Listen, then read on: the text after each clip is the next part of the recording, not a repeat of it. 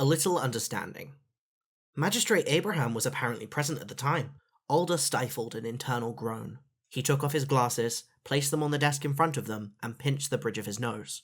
This was a massive case, the trial of 4 cardinals condemned for blasphemy and heresy.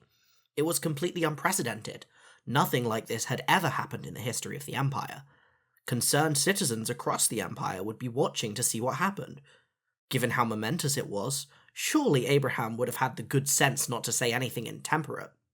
He apparently declaimed loudly about what was happening to everyone present. This time there was no stifling the groan. Of course he did. Has anyone complained? Not exactly. There was some concern his opinions might prejudice the case. Alder resisted the urge to say how unlikely he thought that possibility was. Better to take a more diplomatic tack. Well, if anyone does complain, tell them that Chief Magistrate Karkovich and our new Chief Magistrate, Kura Tuomispan, will choose who is going to try this case. If Magistrate Abraham is a witness, then I would expect that he is significantly less likely to get chosen. Alder looked at his assistant and considered his next words carefully. He glanced around and dropped his voice slightly. And if that doesn't satisfy them, perhaps find some innocuous way to point out that Magistrate Abraham's area of expertise is the boss, as he never tires of telling us.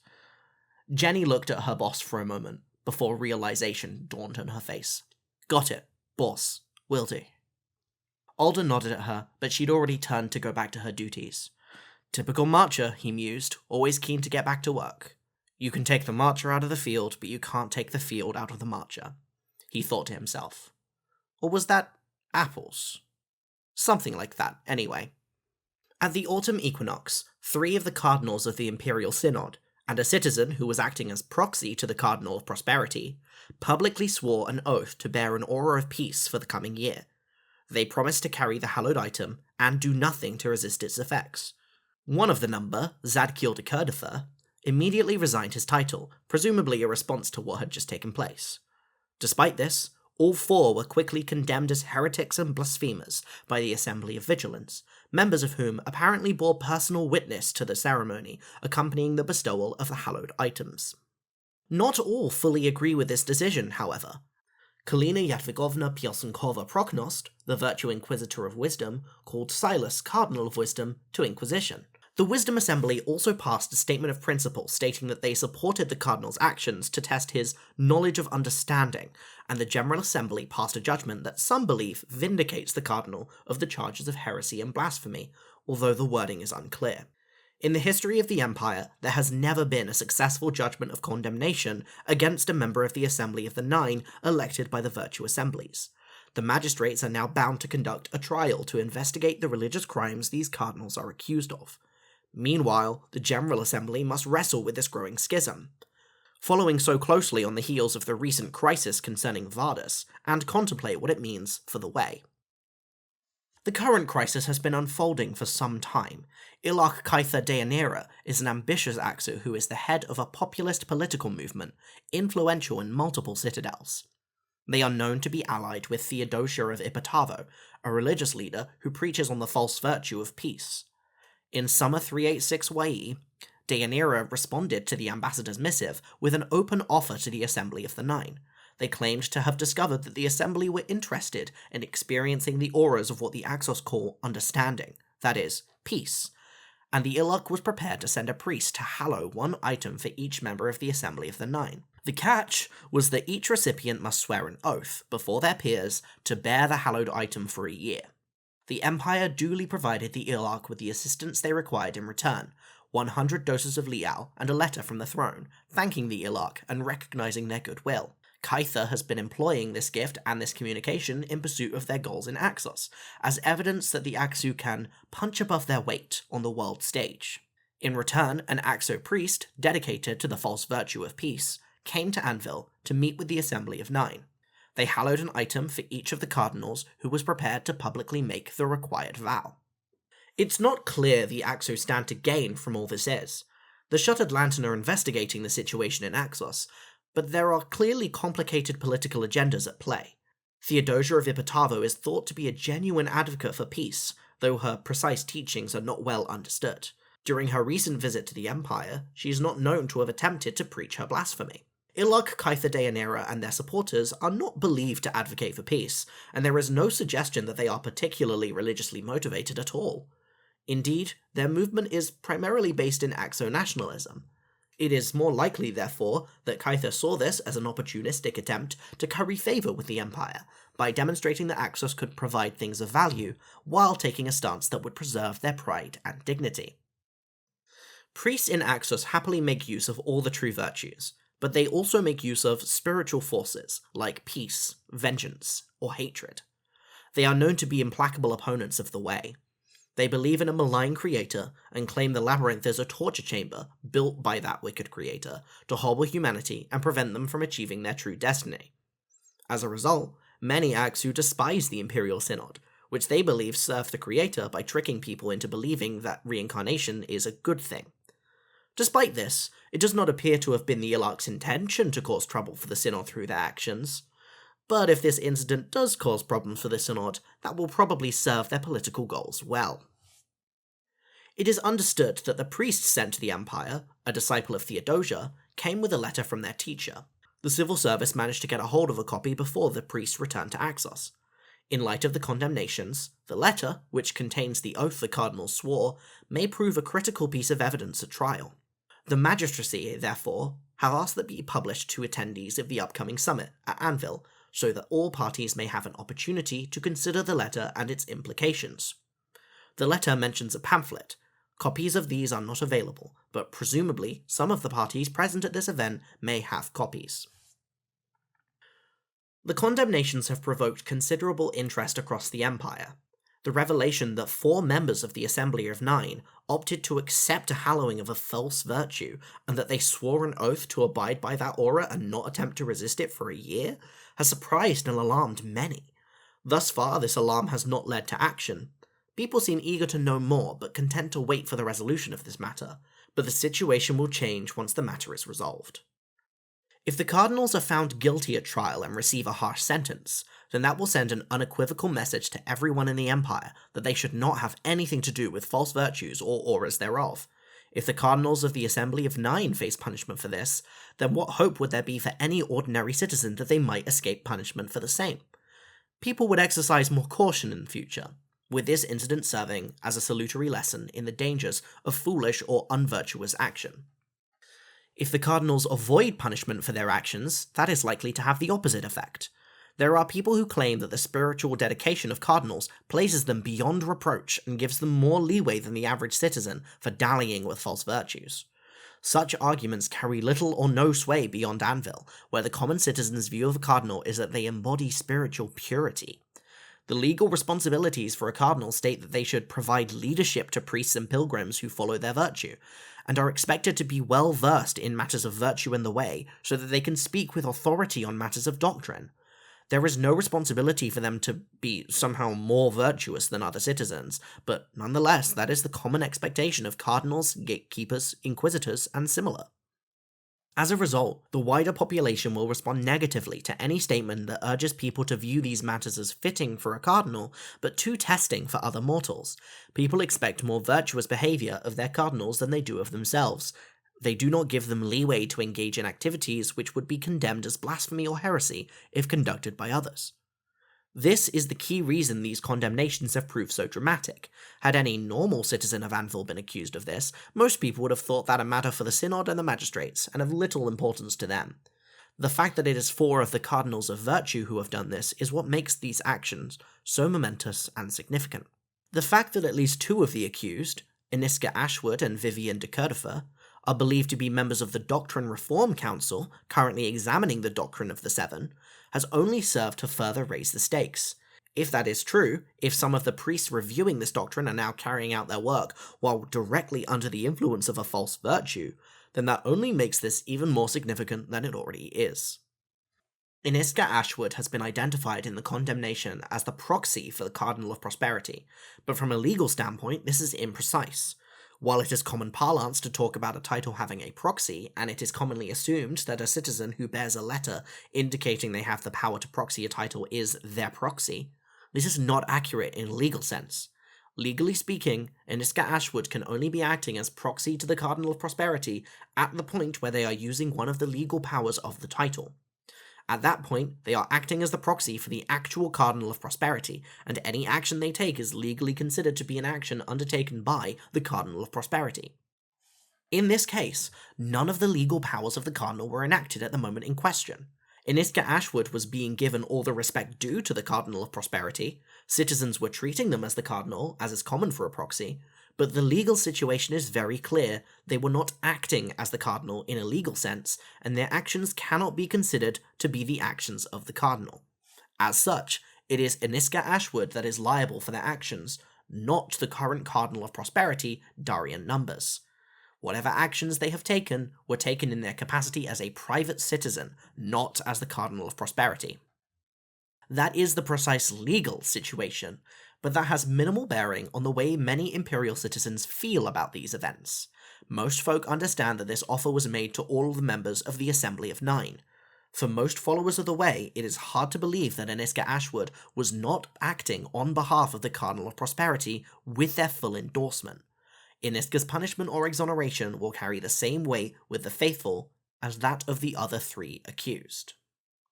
Imperial law defines an entire category of offences, religious crimes, which are raised by the Imperial Synod but tried by a magistrate.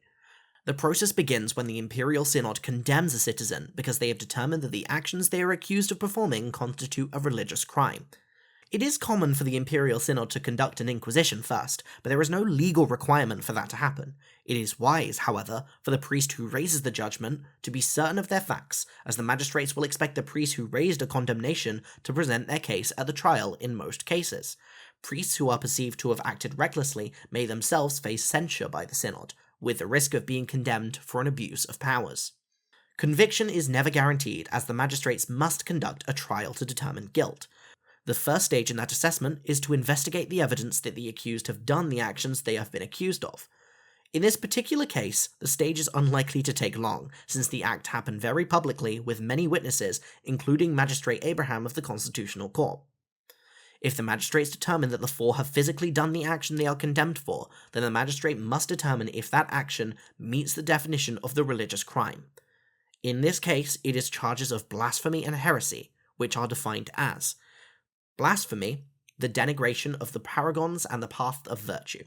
This includes promoting false virtues and the teachings, or example, of false exemplars or false paragons. Heresy, the willful rejection or perversion of the orthodox doctrines of faith as laid down by the Imperial Synod, or actively teaching and promoting false doctrines. According to legal doctrine, it is for the magistrates to decide whether the actions meet these definitions or not, but in practice it is customary for a magistrate to place great weight on the deliberations on the Imperial Synod. A magistrate must ensure there is no miscarriage of justice taking place, but the Assembly of Vigilance has already been explicit that they consider that the actions of those involved meet those definitions. The Assembly of Vigilance have condemned them, so provided they present a credible case at trial, the condemnation is likely to weigh heavily on the magistrate's adjudication of this trial. If the magistrates do find them guilty at trial, they will still look to determine intent.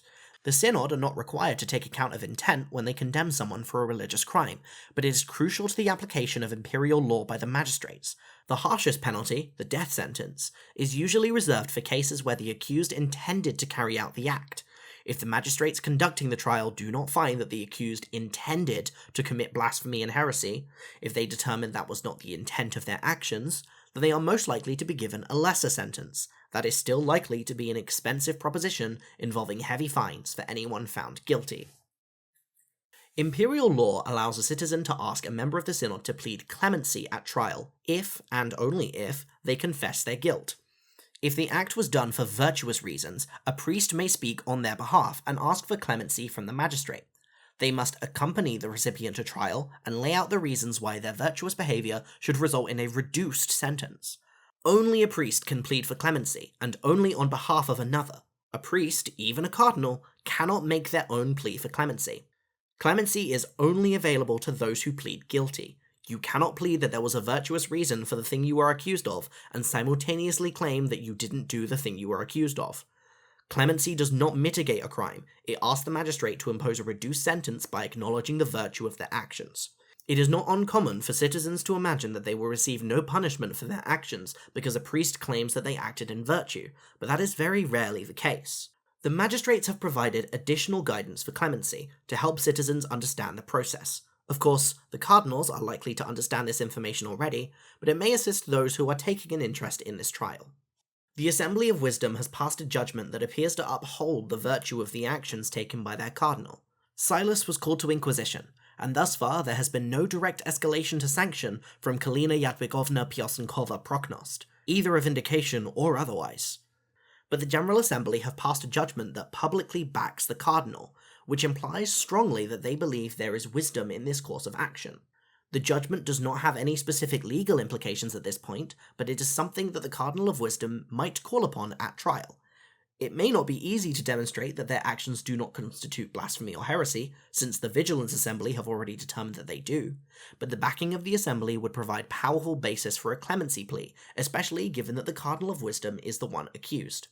The General Assembly has vindicated Silas, but they have done so in a very limited and circumspect way, stating that swearing an oath one knows they may break may be perilous but is not a religious crime. This is categorically the case. Swearing an oath is not a religious crime, and any attempt by the Synod to treat that action as a crime would be quickly thrown out by the magistrates.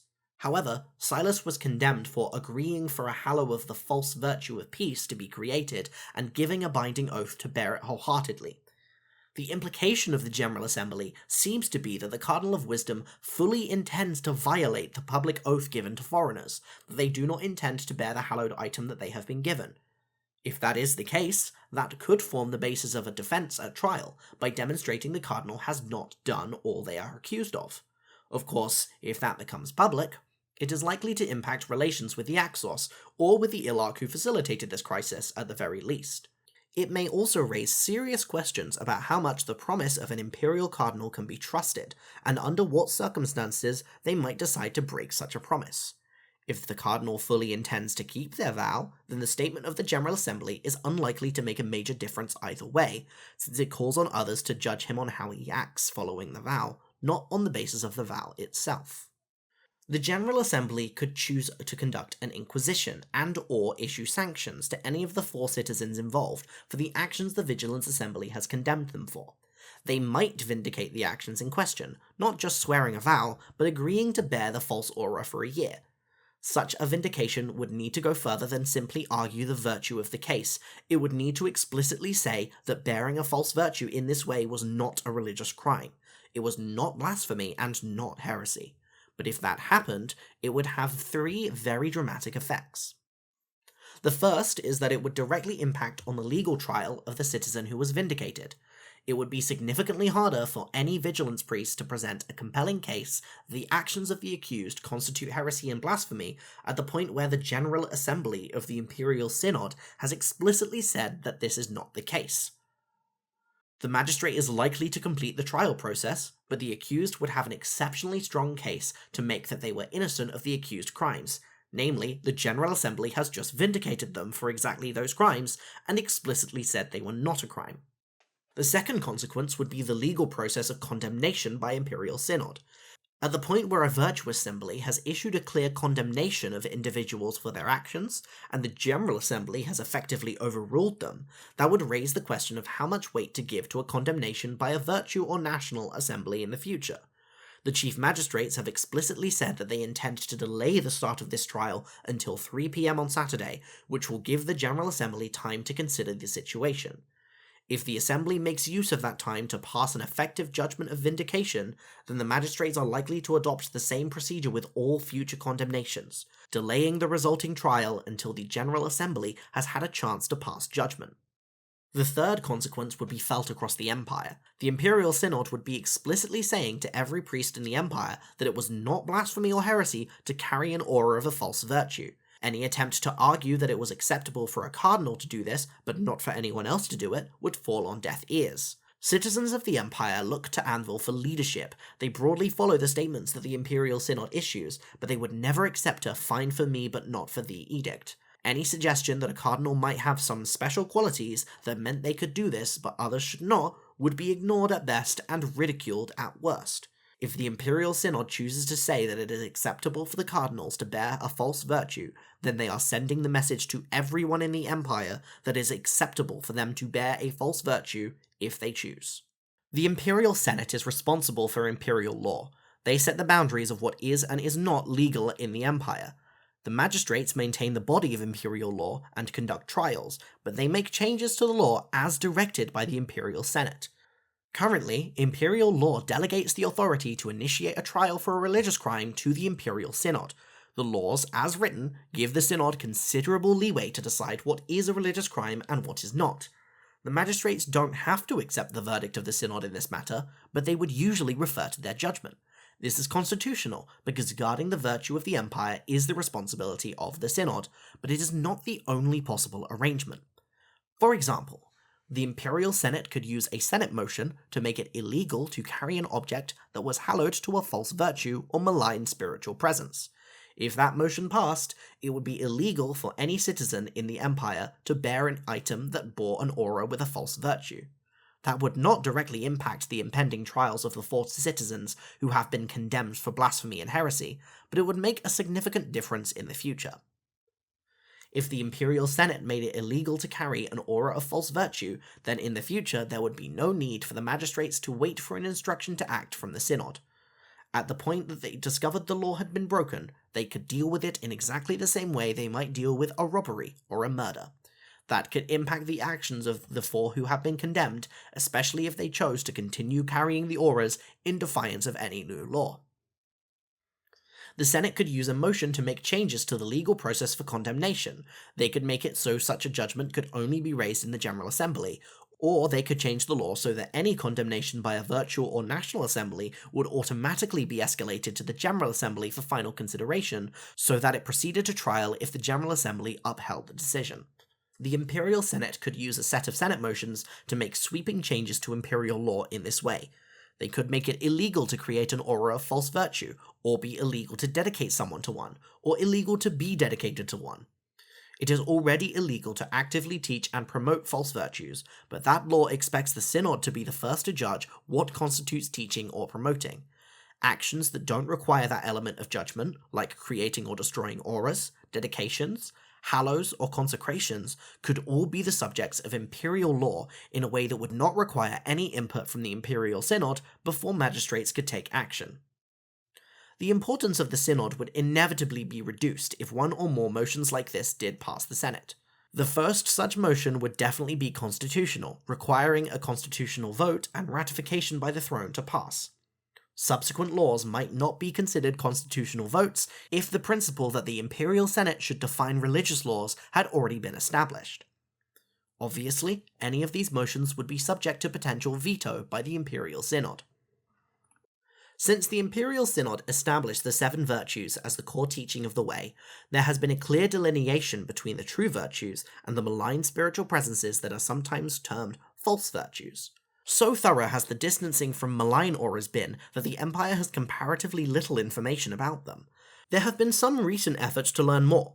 A former Minister of Historical Research, Caleb of the Cenotaph, was able to uncover significant amounts of information about the power of hatred by commissioning a study of a past life vision purportedly experienced by Adelina Barossa. There is nothing to stop the Minister, or the Senate, commissioning the Department of Historical Research to investigate further.